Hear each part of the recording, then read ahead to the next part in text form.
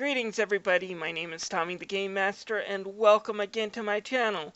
Well, I'm going to bet that this week has probably been the happiest week in Kinji Inafune's life so far this year, because no longer will Mighty Number 9 be the #1 most disappointing overhyped game of the year.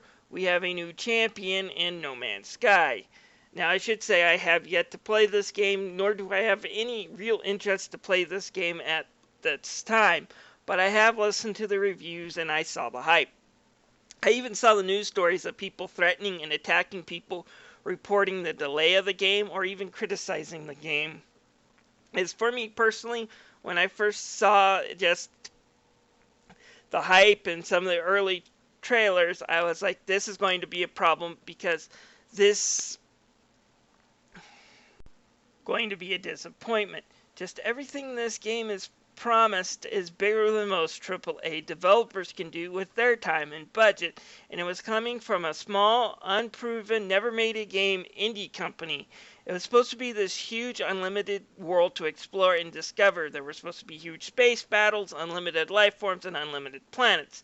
And then I learned how it was going to be done. It was going to be done by random generator, and that was when I was going to be, this is not actually going to be too great, folks. If you don't know what random generators do, basically a developer will create a tree and then it gets thrown into a program to randomly generate an area. So eventually, as you hop from planet to planet and place from place, this random generator will reuse that tree eventually. So eventually you're going to find this same looking tree pop up in multiple areas. And then once that happens, the magic of the game just wears off as you realize its #1 trick, and the world itself kind of crumbles when that happens.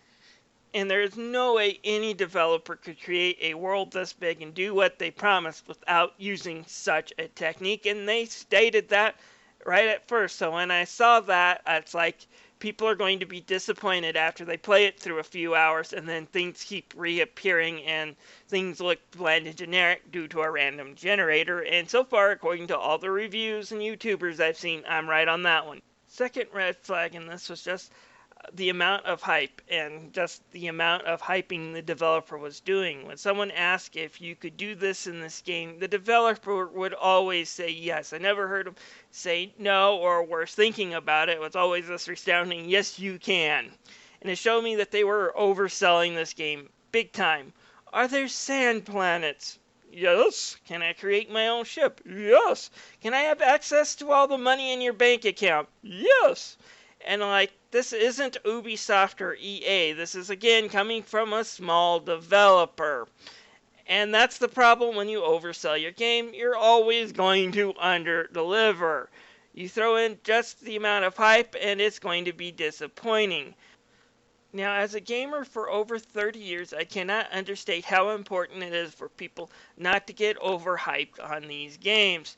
Not only because in a lot of cases they come out underwhelming to begin with, as in the case of Mighty Number 9 and No Man's Sky, but even if the developers do deliver on all their promises, it will never be able to measure up what you have in your mind. Now, I can give a good example of me doing this. Now, granted, the hype I saw was post-release hype from people who actually played the game, but Undertale, to me, is a great example of me doing this. I saw all the hype that the game theorists like MatPat and Gaijin Goomba had done on the game, and I was kind of going into this being a larger-than-life JRPG. What I found out was that it is what it is. It's not trying to say it isn't, but it's actually just a really small, short, sweet little game that has an interesting message and an interesting idea and interpretation of all the monster killing you do in RPGs, and it has an interesting spin on that. I hope a larger developer can take some of the ideas that Undertale presents and be able to flesh it out and expand more on it, but as it is, it's just a really sweet little game, but it's not really a super huge game that people have to immediately stop what they're doing and go out to play. In my opinion, I hope I can get a review done in a few weeks. Right now I'm playing through Final Fantasy IX, and whenever I start Final Fantasy IX, I notice that if I ever get distracted by another game, I never go back to that game, and I've been wanting to play through that game for well over a decade just to play through it again, so I'm not really stopping playing Final Fantasy IX until I'm done with it. But, my review is going to tell you what I think of it. It's got some good ideas, but it's not perfect, and I let myself be overhyped on that, and it hurt. So, basic thoughts on this, guys. Developers are out to sell their games. Always take everything they say with a grain of thought. Don't get too overhyped on the games, or else you will end up disappointed.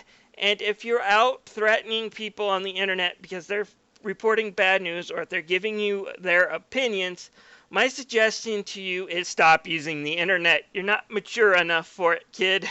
If you're doing that, chances are that's what I think these threats are. They came from probably teenage children who don't quite understand the consequences of their words, or that it can even get them in trouble or land them in jail. Anyways, this is Tommy the Game Master signing out. I would ask you if you have any thoughts on this, feel free to leave them down below. I'll see you guys later.